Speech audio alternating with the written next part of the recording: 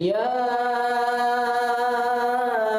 أيها الذين آمنوا لا تقدموا بين يدي الله ورسوله واتقوا الله إن الله سميع عليم. يا أيها الذين آمنوا لا ترفعوا أصواتكم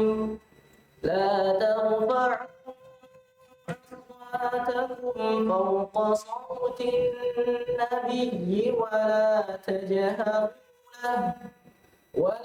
تجهروا له بالقول كجهر بعضكم لبعض أن تحبط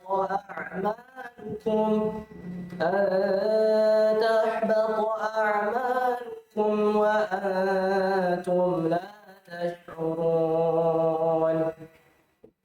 إن الذين يغضون أصواتهم عند رسول الله أولئك الذين امتحن الله قلوبهم للتقوى لهم مغفرة وأجر عظيم. إن الذين ينادونك من وراء الحجرات أكثرهم لا يعقلون.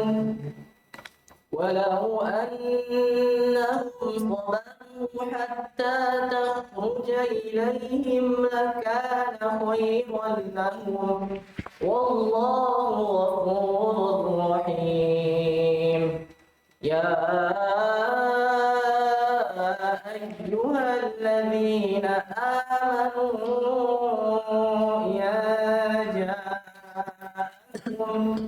إذا جاءكم فاسق بنبأ فتبينوا أن تصيبوا قوما بجهالة فتصبحوا على ما فعلتم نادمين. واعلموا أن فيكم رسول الله لو يطيعكم في كثير من الأمر لعنتم ولكن الله حبب إليكم الإيمان وزينه في قلوبكم وكره إليكم الكفر والفسوق والعصيان أولئك هم الراشدون فضلا من الله ونعمة والله عليم حكيم. وإن طائفتان من المؤمنين اقتتلوا فأصلحوا بينهما فإن بغت إحداهما على الأخرى فقاتلوا التي تبغي حتى تفيء إلى أمر الله فإن فاءت فأصلحوا بينهما بالعدل وأقسطوا إن الله يحب المقسطين. إنما المؤمنون إخوة فأصلحوا بين أخويكم واتقوا الله لعلكم ترحمون. يا الذين آمنوا لا يسخر قوم من قوم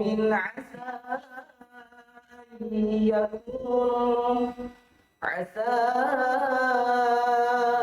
أن يكونوا خيرا منهم ولا نساء من نساء عسى أن يكن خيرا منهن ولا تلمزوا أنفسكم ولا تنابزوا بالألقاب بئس الاسم الفسوق بعد الإيمان ومن لم يتب فأولئك هم الظالمون يا أيها الذين آمنوا اجتنبوا كثيرا من الظن إن بعض الظن إثم ولا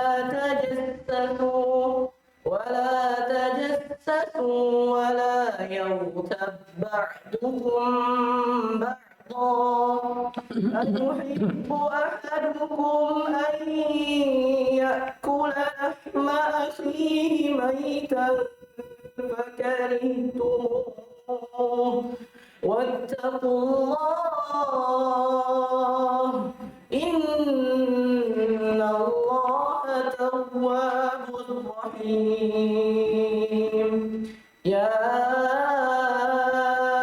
أيها الناس إنا خلقناكم من ذكر وأنثى وجعلناكم شعوبا وقبائل لتعارفوا إن أكرمكم عند الله أتقاكم إن الله عليم خبير قالت الأعراب آمنا قل لم تؤمنوا ولكن قولوا أسلمنا ولما يدخل الإيمان في قلوبكم وإن تطيعوا الله ورسولكم لا يلدكم من أعمالكم شيئا إن الله غفور رحيم. Coba diulang. Qalatil a'rabu.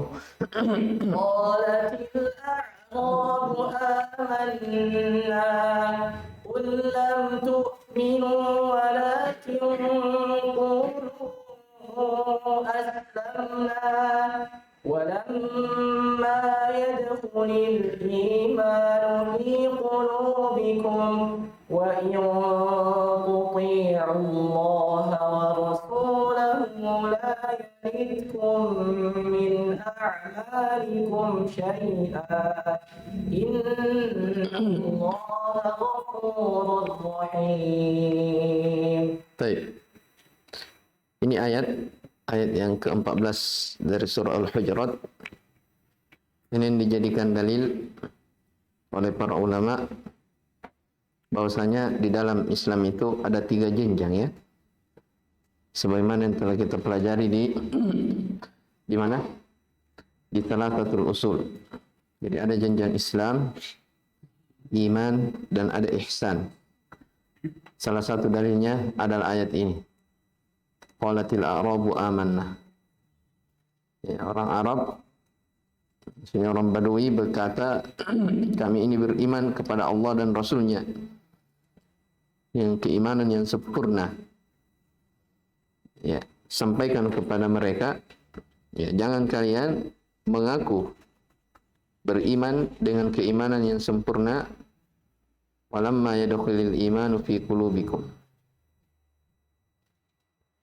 Walakin qulu aslamna, akan tetapi katakan kami ini berislam, ya, tetapi keimanan belum masuk ke dalam hati-hati kalian. Yang menunjukkan antara Islam dan iman berbeda, ya, ketika bergandengan. Baik, lanjut. Innamal mu'minuna alladzina amanu billahi wa rasulihi thumma lam yartabu wa jahadu bi amwalihim wa anfusihim fi sabilillah ulaika humus shadiqun. Qul atu'allimuna Allaha bidinikum wallahu ya'lamu ma fis samawati wa ma fil ardi wallahu bikulli syai'in alim. Yamunnuna 'alaika an aslamu qul la tamunnu 'alayya islamakum balillahu yamunnu 'alaykum an hadakum lil iman in kuntum shadiqin. Inna Allaha ya'lamu ghaibas samawati wal ardi wallahu basirun bima ta'malun. Terus Bismillahirrahmanirrahim. wal Qur'anil Majid bal ajibu an munzirun minhum faqala الكافرون هذا شيء عجيب أإذا متنا وكنا ترابا ذلك رجع بعيد قد علمنا ما تنقص الأرض منهم وعندنا كتاب حفيظ بل كذبوا بالحق لما جاءهم فهم في أمر مريج أفلم ينظروا إلى السماء فوقهم كيف بنيناها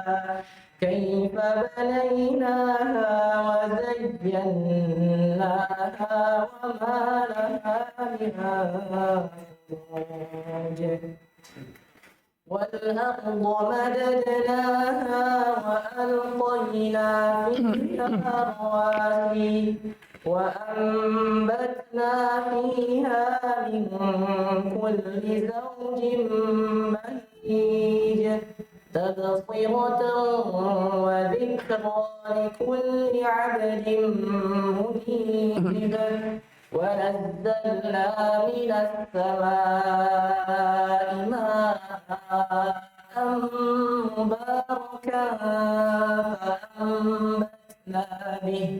فأنبتنا به جنات وحب الحصيد والنخل باسقات لها طلع نضيد رزقا للعباد وأحيينا به بلدة ميتا كذلك الخروج كذبت قبلهم قوم نوح وأصحاب الرس وثمود وعاد وفرعون وإخوان لوط وأصحاب الأيكة وقوم تبع كل كذب الرسل فحق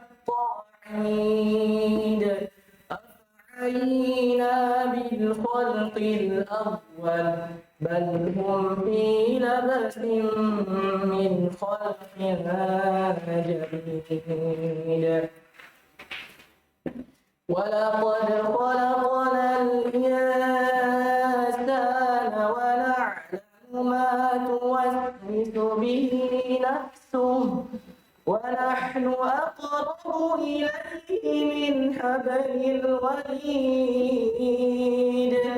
إذ يتلقى المتلقيان عن اليمين وعن الشمال قعيد ما يلفظ من قول إلا لديه رقيب عتيد وجاءت سكرة الموت بالحق ذلك ما كنت منه تحيد ونفخ في الصور ذلك يوم الوعيد وجاءت كل نفس معها سائق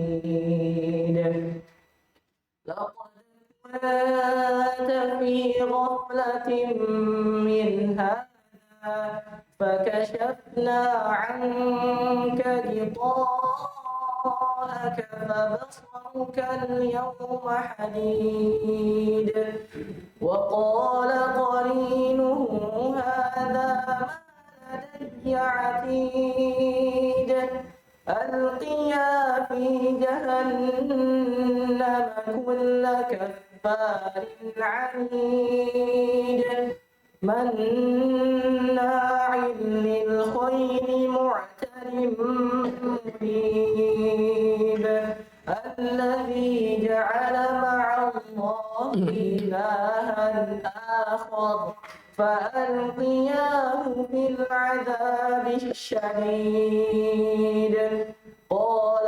قرينه ربنا ما أطغيته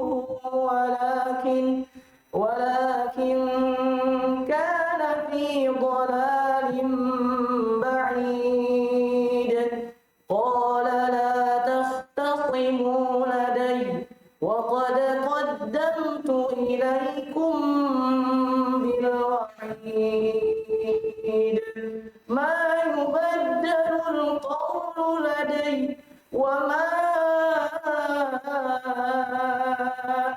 بظلام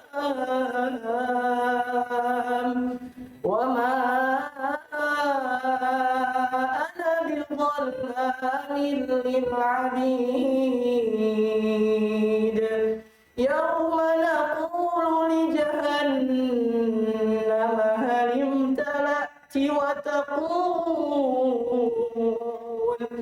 وتقول هل من مزيد وأزلفت الجنة للمتقين غير بعيد هذا ما توعدون لكل أواب حفيظ من خشي الرحمن بالغيب وجاء بقلب منيب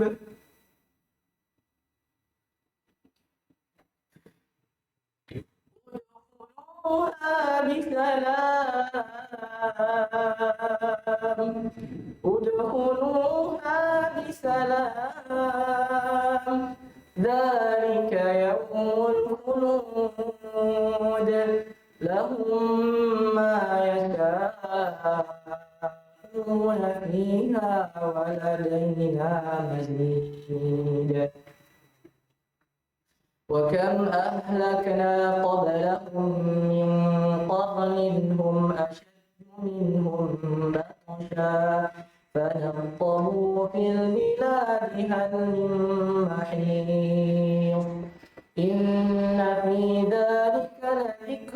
لمن كان له قلب أو ألقى السمع وهو شهيد ولقد خلقنا السماوات والأرض وما بينهما في 6 أيام وما مسنا من لغوب فاصبر على ما يقولون وسبح بحمد ربك قبل طلوع الشمس وقبل الغروب ومن الليل فسبحه وإدبار السجود ومن الليل فسبحه وأدبار السجود واستمع يوم ينادي المناد من مكان قريب يوم يسمعون الصيحة بالحق ذلك يوم الخروج إنا نحن نحيي ونميت وإلينا المصير يوم تشقق الأرض عنهم سراعا ذلك حشر علينا يسير نحن أعلم بما يقولون وما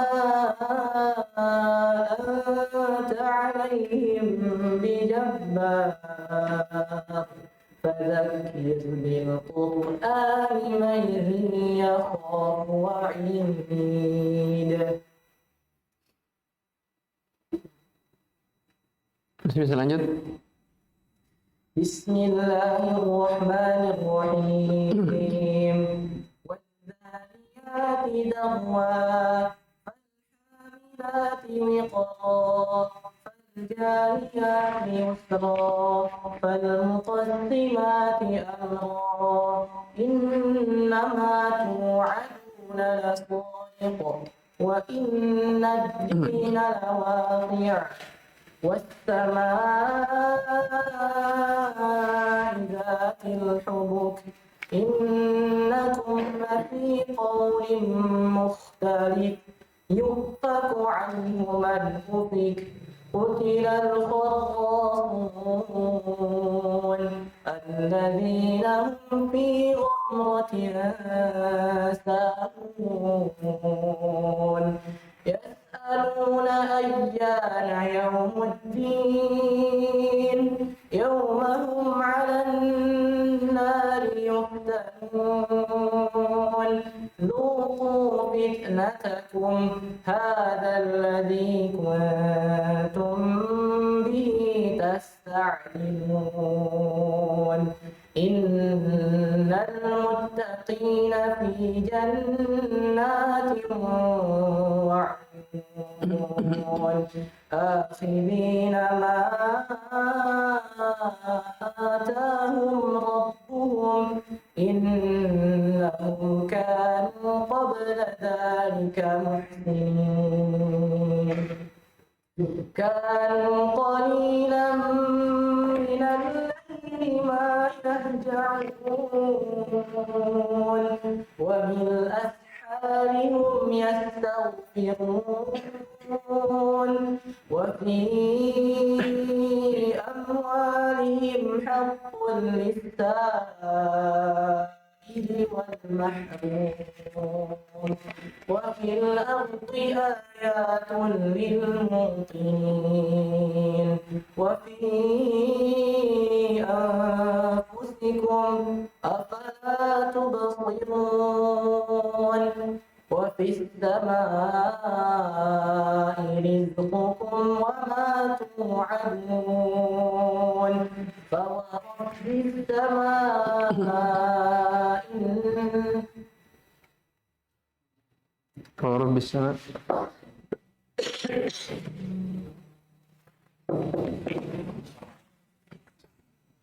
فورب السماء والأرض إنه لحق مثل ما أنكم تنطقون هل أتاك حديث ضيف إبراهيم المكرمين إذ دخلوا عليه فقالوا سلاما قال سلام قوم منكرون فراغ إلى أهله فجاء بعجل سمين فقربه إليهم قال أتأكلون فأوجس منهم خيفة قالوا لا تخف وبشروه بغلام عليم فأقبلت امرأته في صرتها فصكت وجهها وقالت عجوز عقيم قالوا كذلك قال ربك إنه حكيم عليم. Coba diulang. قالوا كذلك قال ربك إنه هو الحكيم العليم. Baik. Siapa lagi? Satria, bisa baca?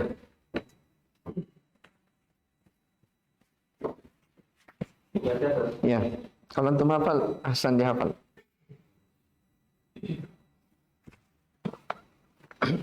أعوذ بالله من الشيطان الرجيم. قال فما خطبكم أيها المرسلون قالوا إنا أرسلنا إلى قوم مجرمين لنرسل عليهم حجارة من طين مسومة عند ربك للمسرفين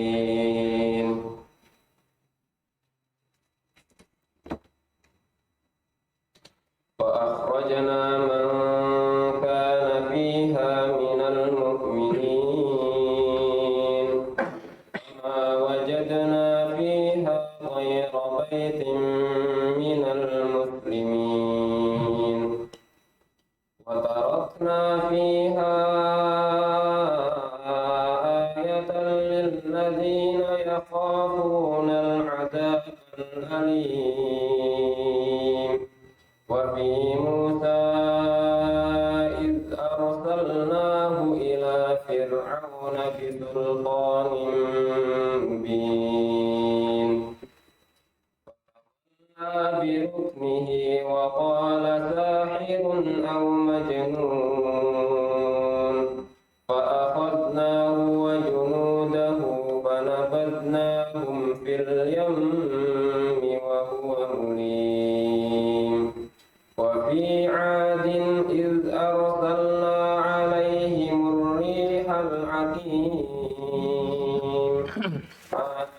من شيء أتت عليه إلا جعلته كالرميم وفي ثمود إذ قيل لهم تمتعوا حتى حين فعتوا عن أمر ربهم فأخذتهم الصاعقة وهم ينظرون فما استطاعوا من قيام وما كانوا منتصرين وقوم نوح من قبل إنهم كانوا قوما فاسقين والسماء بنيناها بأيد وإنا لموسعون والأرض فرشناها فنعم الماهدون ومن ومن كل شيء خلقنا زوجين لعلكم تذكرون ففروا إلى الله إني لكم منه نذير مبين ولا تجعلوا مع الله إلها آخر إني لكم منه نذير مبين كذلك ما أتى الذين من قبلهم من رسول إلا قالوا ساحر أو مجنون أتواصوا به بل هم قوم طاغون فتول عنهم فما أنت بملوم وذكر فإن الذكرى تنفع المؤمنين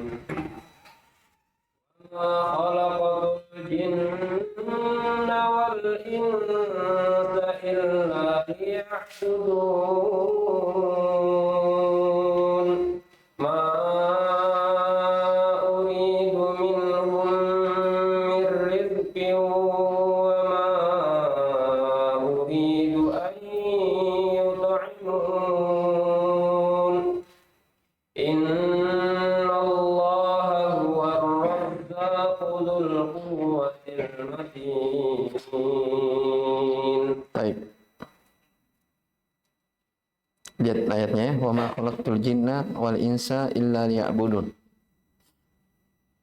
Ada faedah yang ajib di sini disebutkan oleh Ibnu Asyur rahimahullah dalam kitab beliau At-Tahrir wa At-Tanwir. Jadi kata beliau, kenapa di situ didahulukan penyebutan jin sebelum manusia, ya kan? Tidaklah aku menciptakan apa yang duluan disebut jin dan manusia. Jin lebih dahuluan disebut daripada manusia. Ya, kata beliau, kenapa ini didahulukan untuk memberi peringatan tambih kepada orang-orang musyrikin yang mana mereka itu beribadah kepada jin.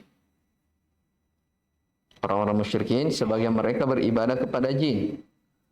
Ya, ayat ini memberi tambih kepada mereka supaya orang musyrikin tahu bahwasanya jin ini mereka juga adalah siapa? Hamba-hamba Allah, diperintah untuk beribadah kepada Allah Subhanahu wa taala. Ya, makanya didahulukan penyebutan jin. Ya, peringatan kepada orang-orang musyrikin yang menyembah kepada jin, bahwasanya para jin itu mereka juga adalah hamba Allah, diperintah oleh Allah untuk beribadah. Ya, mereka dicipta semata-mata untuk beribadah kepada Allah Subhanahu wa taala. Baik. Demikian pula ayat setelahnya ya. Ma uridu minhum min rizqin wa ma uridu an yut'imun. Kata Allah, saya tidak pernah menginginkan dari mereka berupa rezeki dan tidak pernah menginginkan untuk saya diberi makan dari mereka. Innallaha huwar razzaqu dzul quwwatil matin. Sesungguhnya Allah dialah Ar-Razzaq, yang maha banyak pemberian rezekinya lagi memiliki kekuatan. Iya. Ini sebagai ulama menyebutkan, jadi ayat ini Allah gandengkan antara perintah beribadah dengan penyebutan apa? Rezeki. Apa maksudnya? Ya, kalian wahai hamba-hamba Allah, fokus saja beribadah kepada Allah Subhanahu wa taala. Ya, dan jangan pernah khawatir terhadap rezeki-rezeki kalian. Ya. Jadi penyebutan penggandengan perintah beribadah dan penyebutan tentang rezeki, manusia diperintah untuk apa? Fokus beribadah di dunia ini. Dan jangan pernah khawatir tentang apa? Rezeki Allah Subhanahu wa taala. Baik, oleh karena itu dalam hadits qudsi, dalam riwayat At-Tirmidzi dan selainnya, ya, Allah Subhanahu wa taala berfirman, "Ya bani Adam, wahai anak cucu Adam, tafarraq li ibadati, amla sadraka ginan, wa asudda faqraka, wa illa taf'al mala'tu sadraka syughlan wa lam asudda faqrak." Kata Allah Subhanahu wa taala, wahai anak cucu Adam, fokuslah engkau beribadah kepadaku. Ya, niscaya aku akan penuhi dadamu dengan kekayaan. Ya, Allah akan mencukupi. Ya. Wa asudda faqrak, dan saya akan menutupi dari kemiskinan-kemiskinanmu. Tapi sebaliknya, siapa yang tidak seperti ini, maka kata Allah, saya akan penuhi dadanya dengan rasa kesibukan. Sibuk terhadap dunia, sibuk mencari rezeki. Walam asudda faqrak, dan saya tidak akan menutup ya dari kefakiran di sisinya. Ya, hadis ini hadis yang sangat agung ya, yang menjelaskan tentang manusia itu diperintah untuk fokus beribadah kepada Allah di dalam kehidupan ini.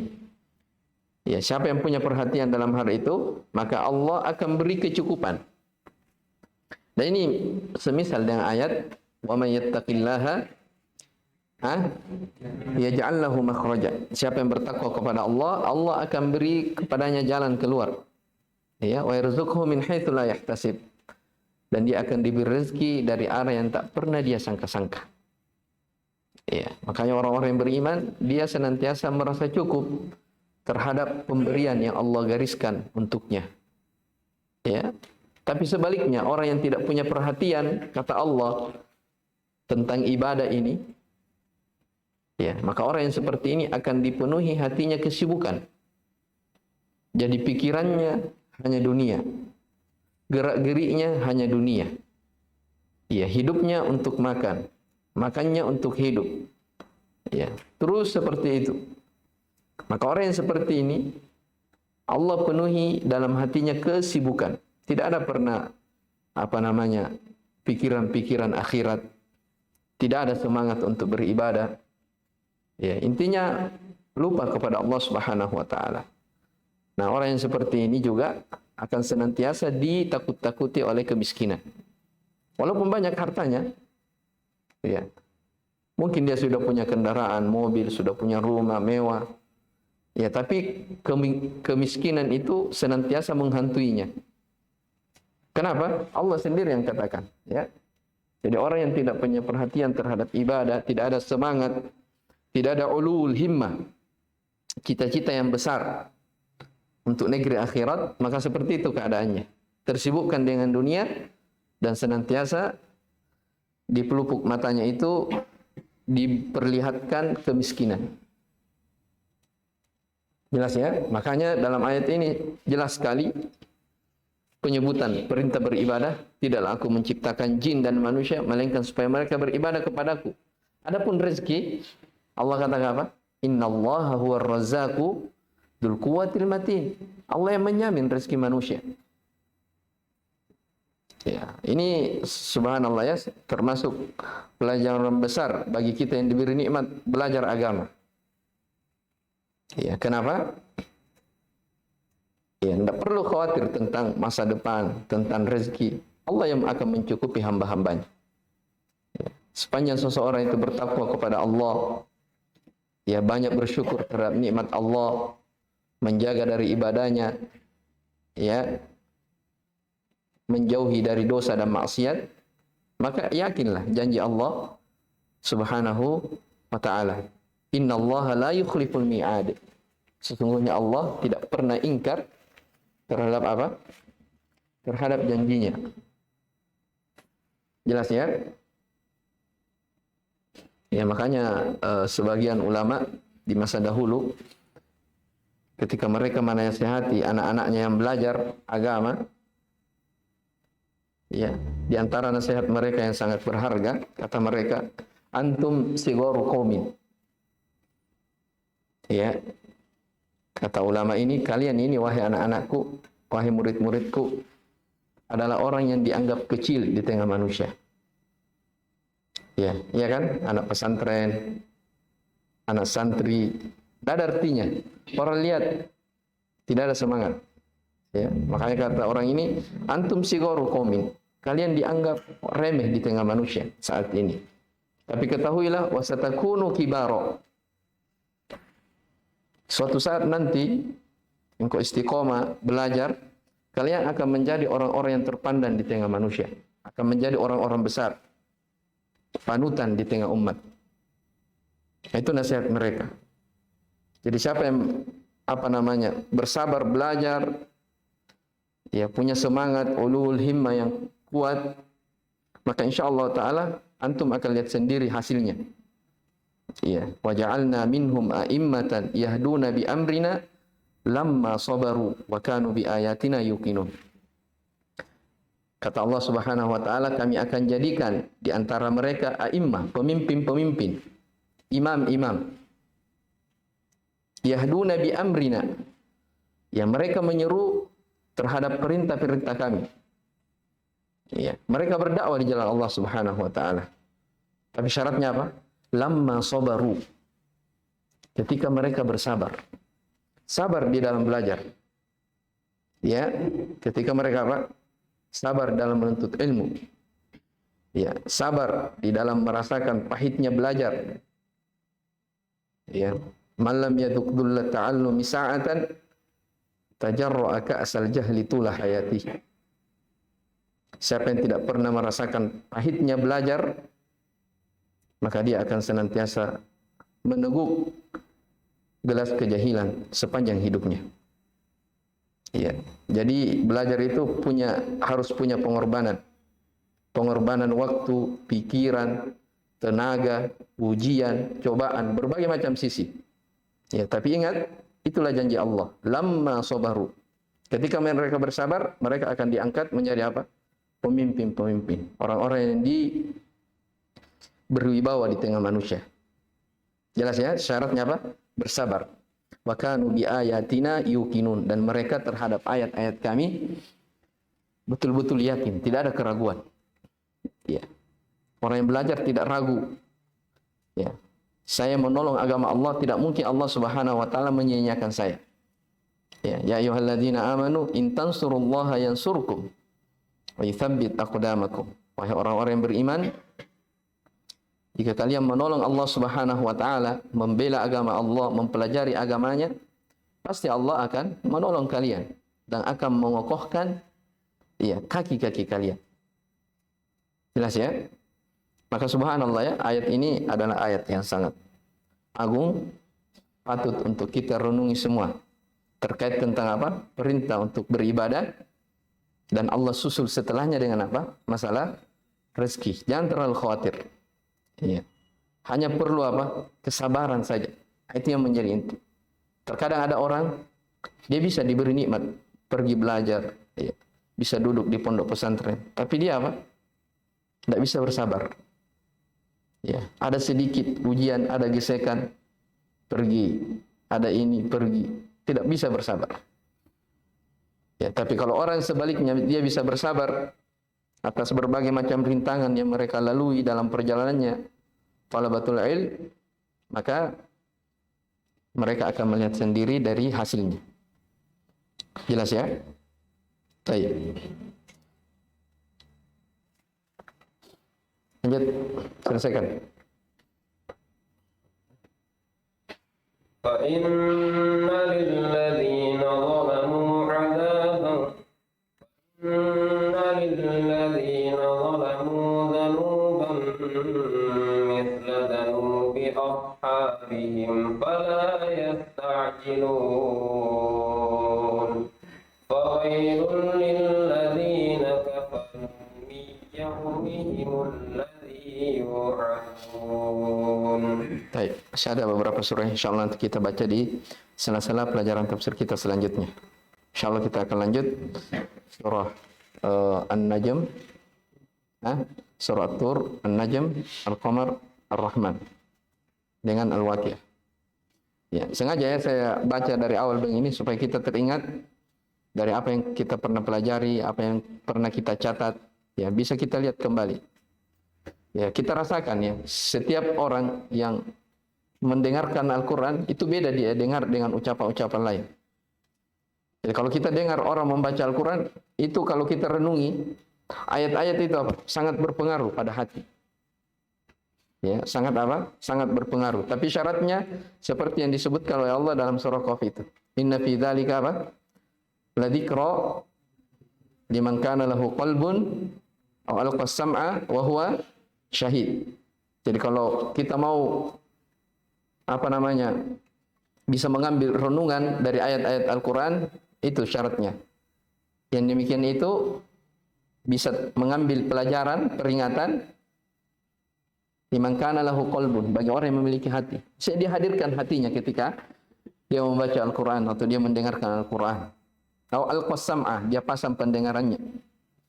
Ya, wa huwa syahid, dalam keadaan mereka syahid, menyaksikan, hadir. Baik, Allahu a'lam. Subhanakallah bihamdik. Asyhadu an la ilaha illa anta, astaghfiruka wa atubu ilaik. Walhamdulillahirabbil alamin.